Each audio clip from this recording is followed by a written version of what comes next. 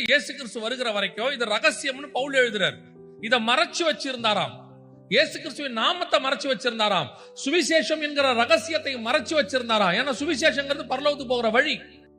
இயேசு கிறிஸ்துவின் நாமம் என்பது நித்திய ஜீவனுக்கான வழி. பரலோகம் என்பது திறக்கப்படாத ஒரு கதவாக அவர்களுக்கு இருந்துச்சு. யாருக்கு? பழைய ஏற்பாட்டு பரிசுத்தவான்கள். இன்னைக்கு நீங்கெல்லாம் பார்த்து பிரமிக்கிற, நாமெல்லாம் பார்த்து பிரமிக்கிற ஒரு ஆளு ஆபிரகாம், ஈசாக்கு, யாக்கோபு, தாவீது, மோசே. மோசேயோட ஃபர்ஸ்ட் எக்ஸ்பீரியன்ஸ் என்ன தெரியுமா? முச்சடியில போய் தேவனை பார்க்கிறது. வாழ்நாள் முழுக்க நமக்கு அந்த எக்ஸ்பீரியன்ஸ் கிடைக்க மாட்டேங்குது. மோசேயோட ஃபர்ஸ்ட் எக்ஸ்பீரியன்ஸ் முச்சடியில போய் பார்த்துட்டாரு. அடுத்து மலை மேல பாக்குறாரு. அந்த காட்சி பயங்கரமா இருக்கு.